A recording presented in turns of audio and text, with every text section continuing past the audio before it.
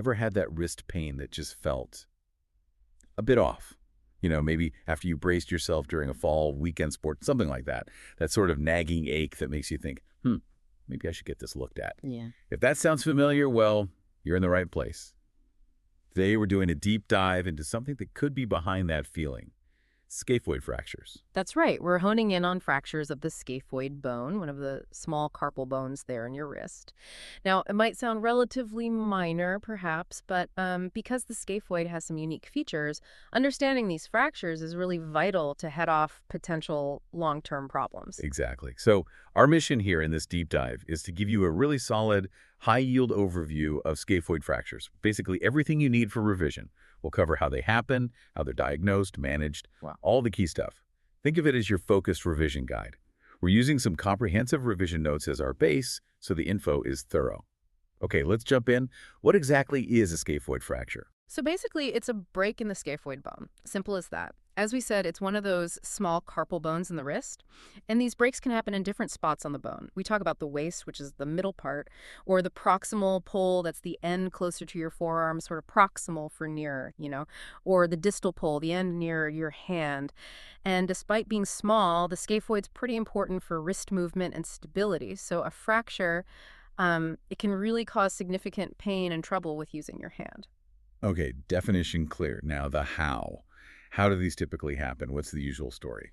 The most common reason, overwhelmingly, is a fall onto an outstretched hand. We often just call it a FOOSH injury. You can picture it, right?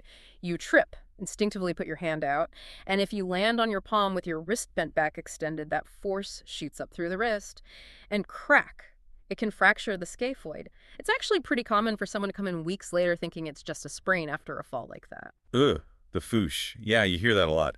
Easy to imagine how that happens. Mm-hmm. Are there specific activities that make this more likely? Oh, definitely. Anything where falls are common, or there's a risk of direct impact to the hand. We see them quite a bit in sports like snowboarding, obviously lots of falls there, skateboarding too, and even things like gymnastics where there's a lot of weight and impact going through the wrists. So mostly about the activity, the trauma. Yeah. Are there any factors about the person themselves that might make them more susceptible?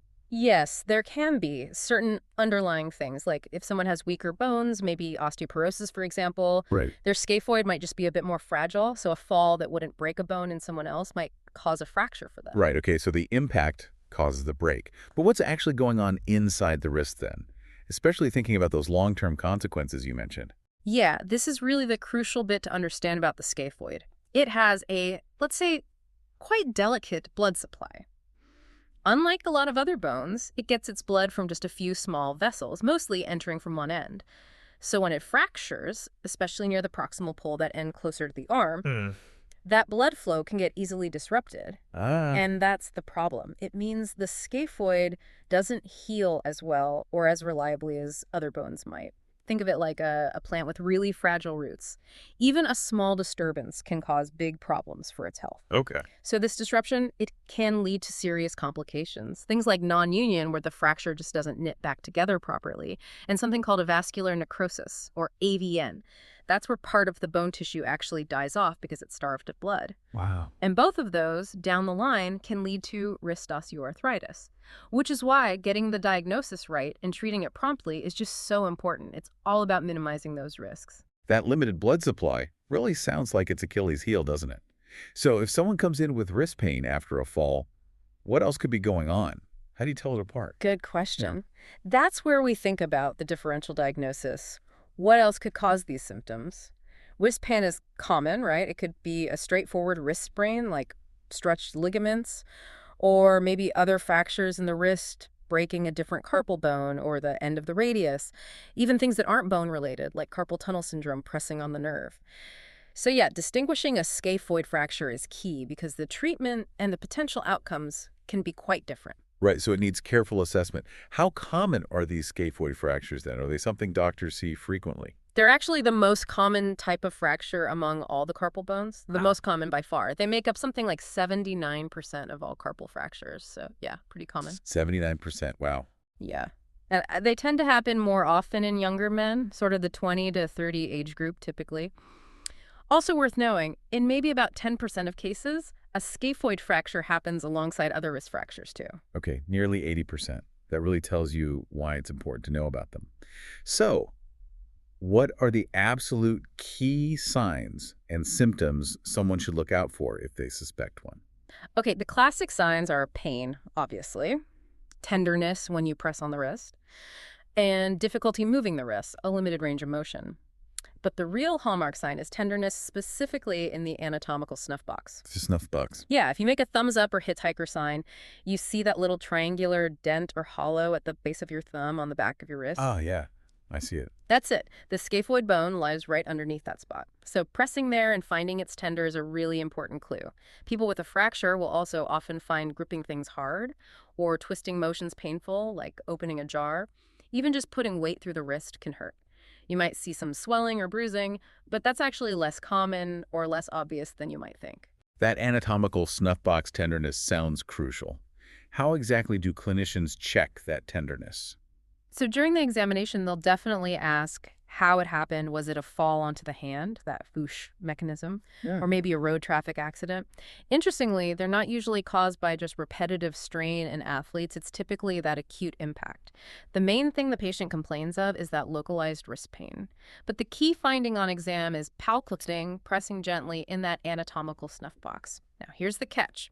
Less than 10% of people who actually have tenderness there turn out to have a fracture. So it's very sensitive. It picks up most fractures, but it's not very specific. Lots of things can make it tender. Okay, so it's a flag, but not definitive on its own. Exactly. To test it properly, the doctor might get you to fully extend your thumb, maybe tilt your wrist slightly towards the thumb side radial deviation. Then they press gently in the snuff box. You can actually feel another bone, the trapezium, just beyond the scaphoid towards the hand, which helps locate it. Right, so it's very specific palpation. Are there other tests doctors might do during the physical exam? Yes, a couple of others can be useful. Sometimes pushing along the line of the thumb, sort of compressing it towards the wrist, we call it longitudinal thumb compression. If that causes pain, it's suggestive. Also, turning the wrist so the palm faces down pronation and then bending the wrist towards the little finger side ulnar deviation. Pain with that can also point towards a scaphoid fracture. And critically, you always compare how tender is it compared to the same spot on the other, uninjured wrist. Comparison is key. Definitely. And while no single one of these tests is perfect, if they are all negative, no snuff box tenderness, no pain on those maneuvers, it makes a scaphoid fracture much less likely. They have a high negative predictive value together. That's really useful to know. It helps rule it out. Okay, remembering all these signs. Is there a handy way to recall the key clinical features? A mnemonic, perhaps? There is actually. A simple one is SNAP-P. SNP. Okay. It stands for snuff box tenderness. No deformity, usually unlike some fractures, it often doesn't look obviously broken. Axial compression of the thumb is painful. And pain on wrist motion, especially that ulnar deviation. SNP. Snuff box, no deformity, axial compression, pain on motion, that's great. Really helps lock it in. So the history and exam gives strong clues. SNAP helps remember them. But how do we actually confirm the diagnosis? What investigations are used? Right, so the first thing is usually standard x-rays of the wrist, but, and this is a big but, initial x-rays can miss about 20% of scaphoid fractures. Especially right after the injury, the fracture line might be tiny or not visible yet. 20%. That's quite a lot. It is. That's why it's really important on the x-ray request to specifically ask for scaphoid views. These are special angles designed to show the scaphoid bone better than standard wrist views. Okay, scaphoid views. Got it. And if those initial x-rays are negative, but you still really suspect a fracture based on the clinical signs like strong snuff box tenderness, Yeah. then one option is to repeat the x-rays after about 10 to 14 days.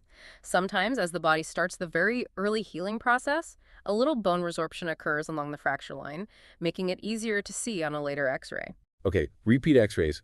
But what if they still come back negative and you're still suspicious? What then? If x-rays remain inconclusive, but clinically you think there's a fracture, then you need further imaging. There are a few options.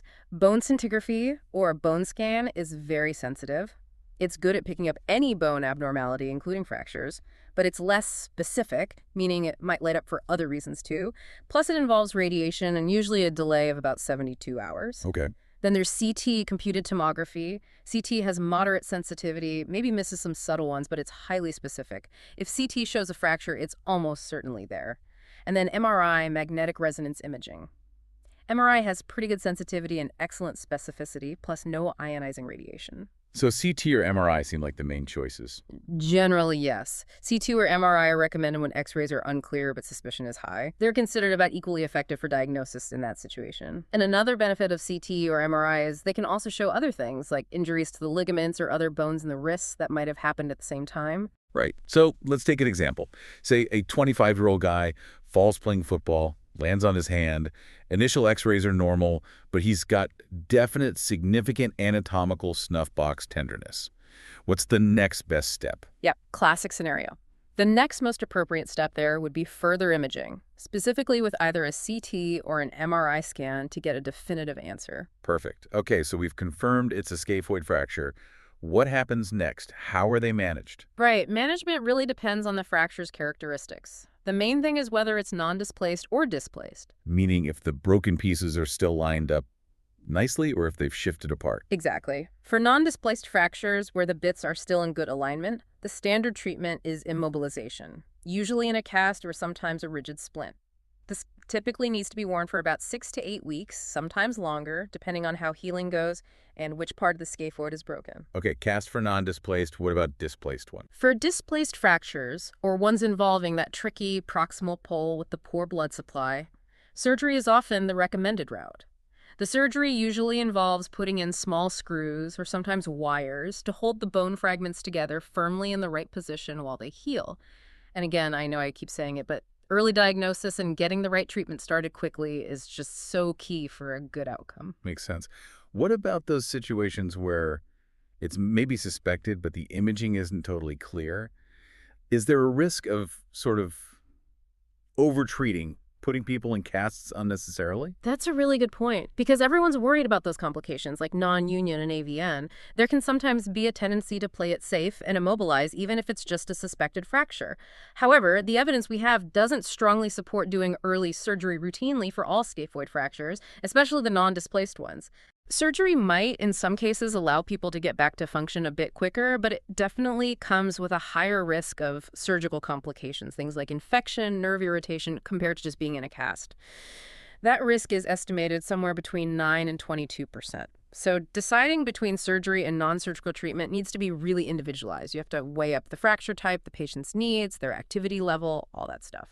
Okay, so maybe a little memory aid here. Could be something like nice for non-displaced, immobilize conservatively, effectively. Yes, I like that. And maybe DPS for displaced intervention surgery, particularly if significant or proximal. DPS, yeah, nice and DPS. That works pretty well. Non-displaced immobilizers. Displaced, especially proximal, think surgery. Great, so treatment sorted. What about the long term? What's the general outlook, the prognosis for someone after a scaphoid fracture? Well, the prognosis, it varies. It depends on things like exactly where the fracture is, how much it was displaced, the patient's age, how quickly they got treatment, and just how well their body heals. But the good news is that for the majority of cases, if they're managed properly and promptly, scaphoid fractures do heal well, Okay. and people tend to regain good function in their wrist. However, those potential complications, we keep mentioning non-union, AVN, they can definitely affect the long-term outcome if they occur. So prognosis is generally good, but hinges heavily on getting that early appropriate treatment. We've mentioned complications a few times because they're clearly important. Can we just recap the main ones we worry about? Sure. The big ones are a vascular necrosis, AVN, where that bit of bone dies from lack of blood. Non-union, where the fracture just fails to heal together. Then, longer term, you can get reduced grip strength or limited range of motion in the wrist, and ultimately the development of wrist osteoarthritis down the road. It's interesting that non-union risk is around 5 to 10%, even for fractures that weren't displaced initially. Really? Even if they looked okay to start with? Yeah.